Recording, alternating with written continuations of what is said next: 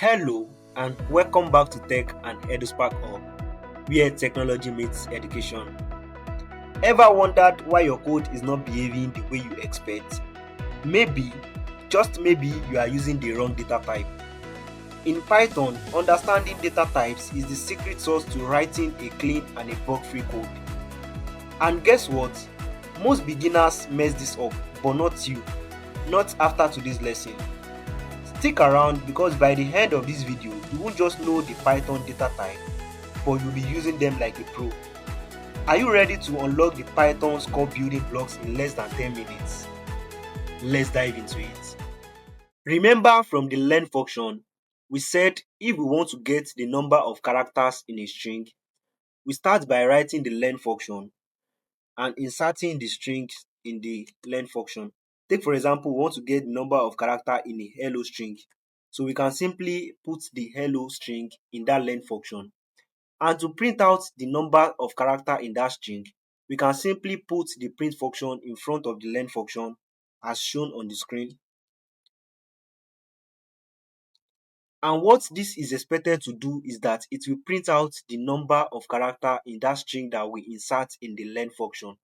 So let's run this code and see what happens. You can see we have successfully get the number of character in that strings. But what if I put numbers instead of words as seen? Let's say I put numbers like 246810, and we want to know the digits of characters in these numbers. Let's run this code and see what will happen. You can see when we run this code, the code crashes and we get something like a type error, which is telling us that there is a type int. So what does all this means? Well, in order to understand all this, we need to learn about the data types. In our past lesson, we have been dealing with strings alone, which are just characters of words. But strings is just one of the data types that we have, and there are other data types. And in today's video, we'll be exploring more of the other important basic data types, which are the strings, integers, floats, and booleans. And we'll be looking at each one of these in the simplest way possible. Now, let's look at the data types. We already learnt about strings, just like the hello string. We can see this is just a character of word, and we know that when we create a string, we have to use the double quotes around it as seen. And just because this is a string, we can simply get each character separately in the string. Let's say I want to print out the first character in this string, which is the letter H.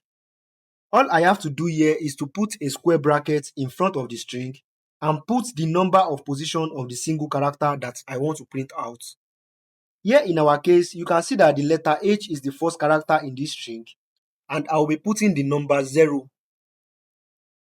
And to print this out, I can simply write the print function in front of the string as seen on the screen.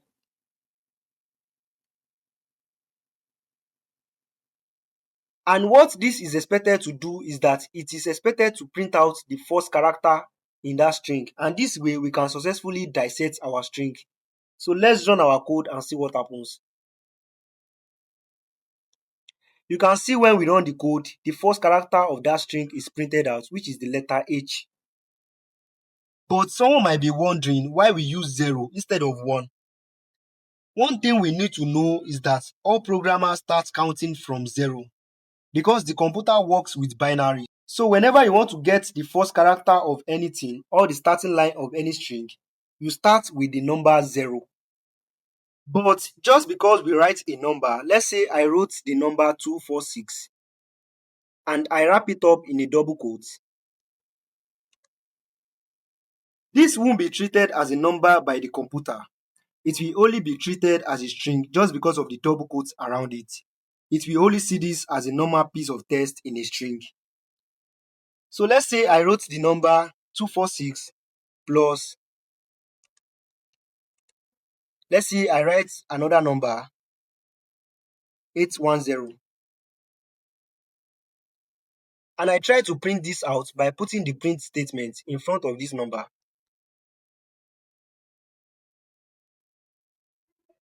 What do you think will happen? Do you think it will calculate this for me like a normal calculator?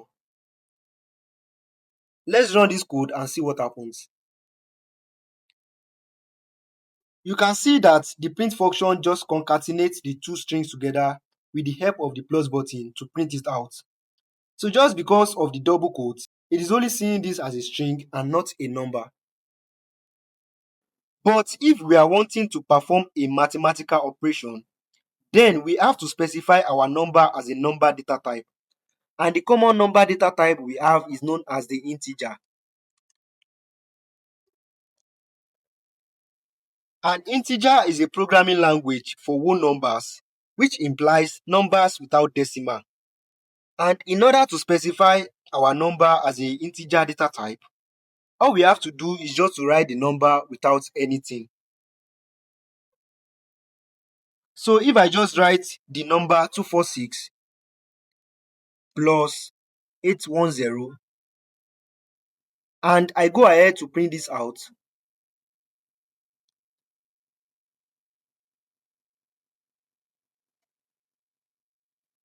if I go ahead and run this code, this is going to perform a mathematical operation for us, and it won't treat this as a string just like what we have had earlier because we have specified this data type as an integer. Just like we have a lot of things we can do with strings, we also have a lot of things that we can do with integers. So we have to know that all whole numbers, whether positive or negative, are called integers in programming. And this is one of the data type that we have. But if we have a decimal places in our numbers, then this is another data type known as the float.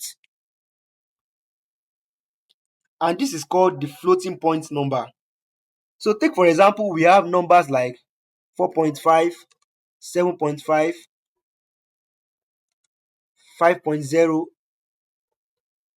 This type of numbers are known as the floating point numbers. So numbers with decimals are called floats. And the final data type we have is known as the booleans.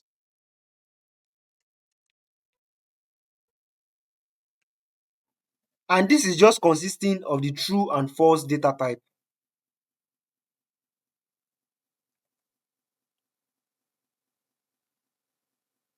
And notice that this begins with a capital letter and they don't have any quotation mark around them or anything like that. And this is really a data type that will be used a lot in our programs to test if something is true or false. And we will use it a lot as we go further in our Python learning. And there you have it, the core building blocks of Python, the integers, floats, strings, and booleans. These data types might seem very simple, but they are the foundation of everything you will build in Python. Master them now and you will thank yourself later when tackling loops, conditions, and even complex algorithms. Now that you have learnt about the basic data types, I have got an exercise coming up for you. Comment your answer in the comment section and I will let you know if you are right or wrong. If this video helped you, give it a thumbs up and don't forget to subscribe and hit the notification bell, because in the next video, we'll be diving into type conversion and type error. And trust me, you don't want to miss it.